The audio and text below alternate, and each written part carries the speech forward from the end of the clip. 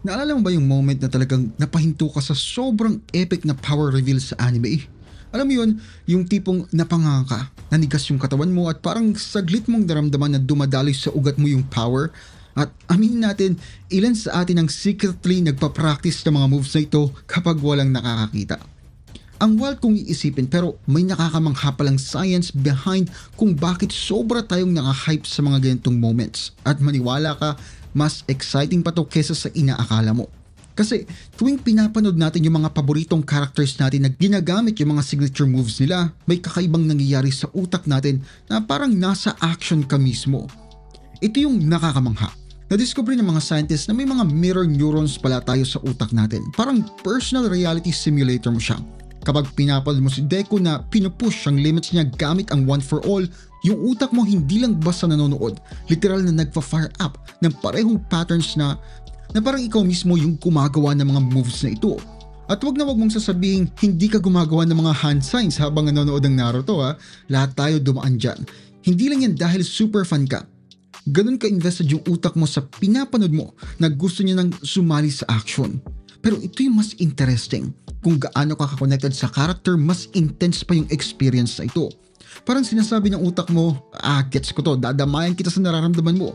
Kapag pinapanood mo si Tanjiro na lumalaban sa imposibleng sitwasyon, nagpapawis sa mga training, yung utak mo hindi lang observer, kasama mo siyang dumadaan sa journey na yun. At alam mo kung anong mas cool dito? Malaking factor pala yung animation quality sa buong experience na ito. Napansin mo na ba yung mga epic power moments na laging may extra polish? Yung fluid moments na nakakapagpa-wow. Hindi lang yan pagpapakitang gilas ng mga studios. Tinutulungan nila yung utak natin na mas maniwala sa experience. Kung gaano ka-realistic tingnan, ganun din katotoo ang treatment ng utak natin. At speaking of investment, napag-isipan mo na ba kung bakit sobrang tumatagos sa puso natin tong mga power systems na ito? Hindi lang kasi ito tungkol sa mga flashy moves o mga epic battles. May mas malalim na dahilan dito. Itong mga abilities na ito ay parang masterclass sa storytelling na tumutuhog sa pinakamalalim nating mga pangarap at pag-asa. Isipin mo yung favorite mong power progression moment sa anime. Baka yung time na finally na master ni Naruto ang Rasengan pagkatapos ng napakaraming failures. O yung unang beses na perfect na na-execute ni Tanjiro yung water breathing technique. Hindi ba parang personal na achievement din natin kapag finally na-nail ng mga characters na ito? Kasi nga, hindi lang tutungkol sa power mismo. Reflection to ng sarili nating journey sa buhay at development.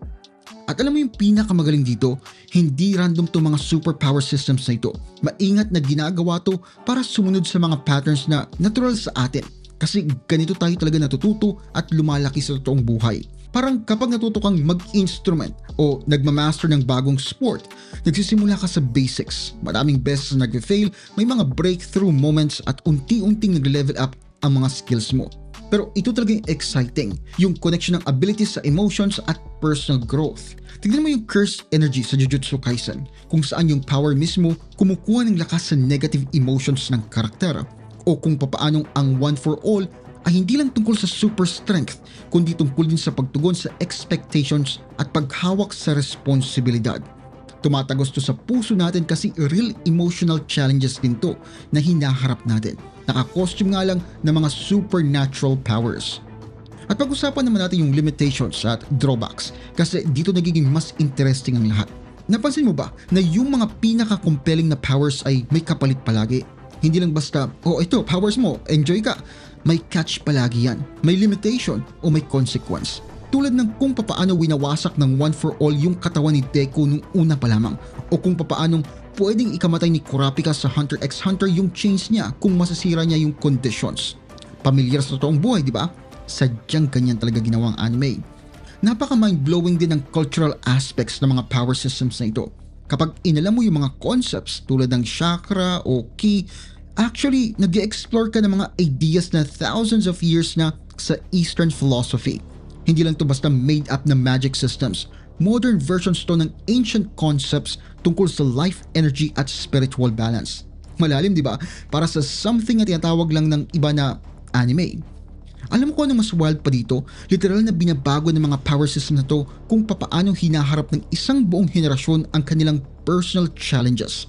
Hindi ako nag-exaggerate dito. Kapag may mahirap tayong sitwasyon sa totoong buhay, nagpa-flashback sa utak natin yung mga anime moments na to kahit hindi natin napapansin.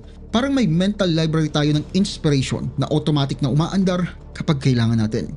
Pati yung modern takes sa mga power systems na ito ay mas sophisticated ng sobra. Napansin mo na ba kung paanong mas nag-deep dive ang mga bagong shows pagdating sa mental health aspects ng pagkakaroon ng extraordinary abilities? Hindi nilang power goes brrr ang usapan. Tinatanong nila yung mga real questions. Ano bang epekto sa isip kapag may ganitong klaseng power ka? Papaano mo ma-handle yung responsibility na yan nang hindi ka nawawala sa sarili mo? At ito yung mind-blowing. Tumutulong pala itong mga power systems na ito para i-process natin yung complex emotions at life situations.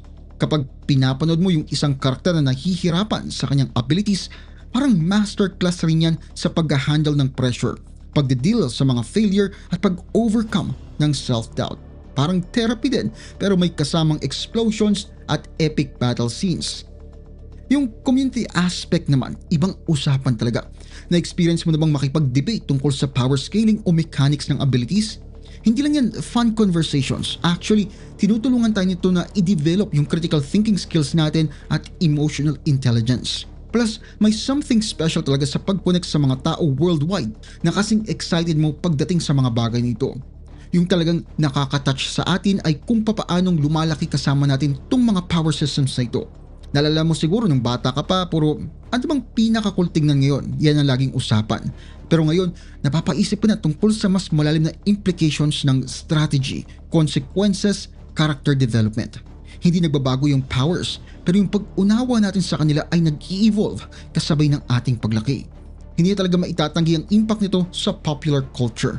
Naging parang shared language na itong mga power systems na ito para pag-usapan ng personal growth at paglampasan ang mga challenges.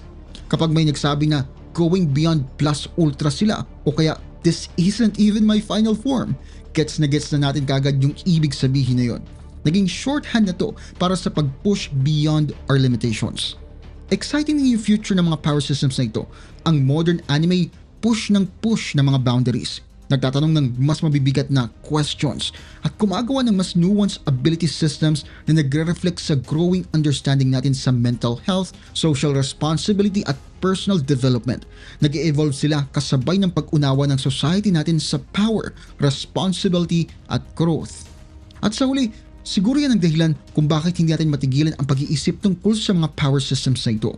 Hindi lang kasi ito cool abilities sa mga animated shows, sophisticated frameworks to para maintindihan natin ang sarili nating potensyal para sa growth at sa change. Oo nga't hindi tayo makakashoot ng mga energy beams o makokontrol ang mga elements.